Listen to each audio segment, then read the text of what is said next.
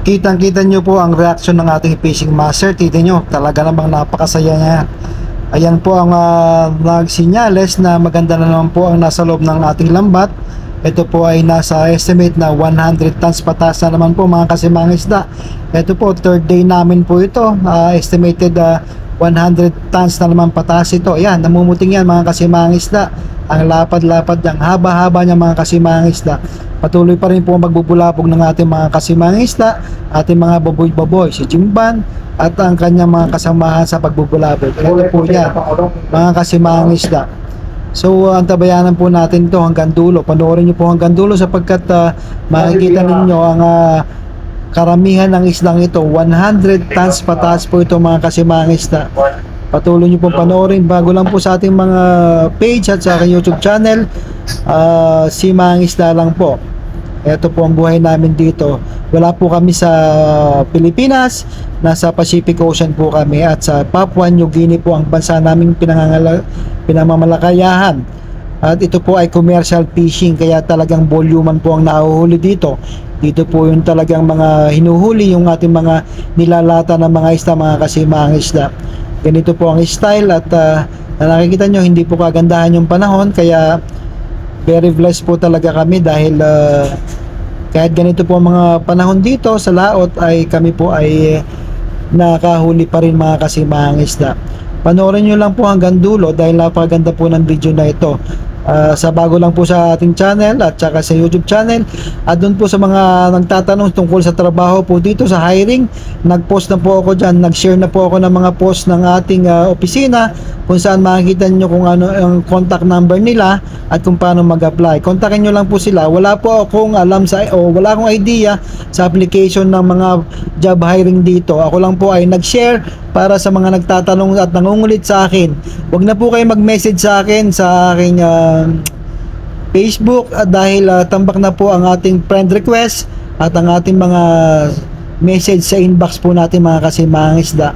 Kasi puno na po ang aking friend request. Hindi ko po kayo may isa-isa. Nasa laot po ako.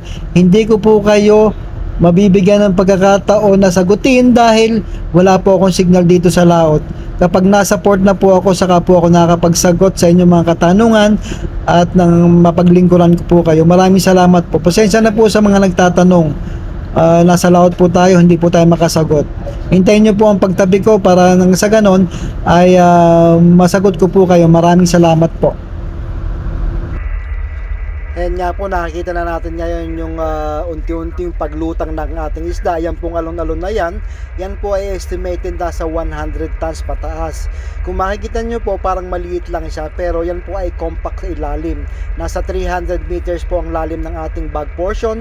So kaya po, pag nakikita nyo pong ganyang may namumuti at nag-alon-alon, ibig sabihin po, maraming laman sa loob. Yan po, nagpakita na nga po yung mga ibang isda. Medyo may tumitingnan na po dyan mga tuna, yellow pinaskip. Yan po, ang lalaki na ng ating mga tuna, mga kasimang isda. So sa pagkakataong yan, medyo mahangin, maalon at saka medyo hindi kagandahan ng panahon, kaya po tayo ay medyo nagmamadali sa ganyang portion para hindi po masira ang ating ang ating isda.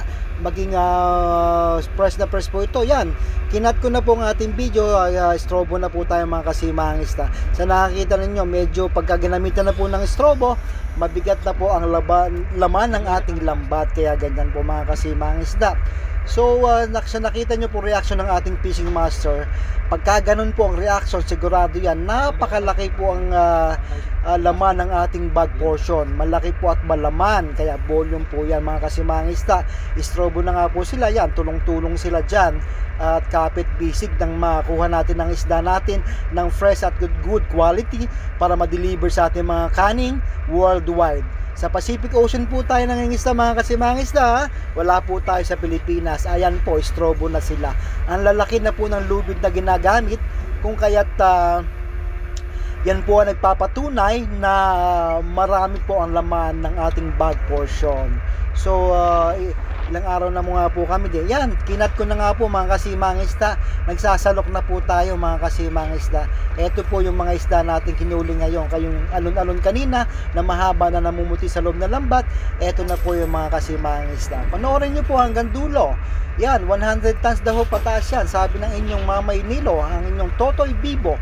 Maraming salamat po sa pagsuporta. At ngayon po ay dumako naman tayo sa conveyor. Ayan, nagliliparan. Mga gulyasan, skipjack, tuna, yellowfin, mga kasimang isda. Halo-halo po yung isda. Mas maganda po ang quality ng isda at may volume pag ito po ay mixed. Mixed ng gulyasan o skipjack, yellowfin at saka tuna. Pag tuna po, pagka minsan talagang hindi rin karamihan. So pagka sinamahan po yan ng gulyasan, sigurado po yan may laman-laman po at maganda ang huli natin mga kasimang isda. Yan, maganda ang ngiti ng inyong Totoy Bibo.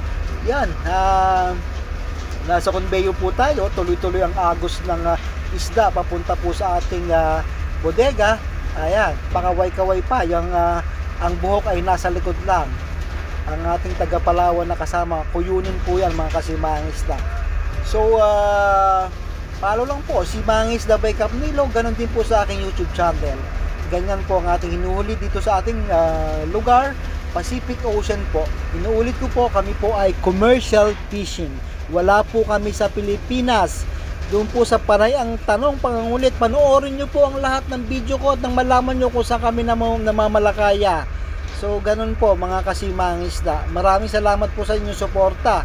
Ayan, lumipat na po tayo ng panibagong bodega dyan dahil ito nga po ay nasa 115 tons. 115 tons po ito for our third day po. So, pangatlong araw namin dito, kami po ay naka 260 plus na po na tons. Pangatlong araw pa lang yan mga kasimang isda.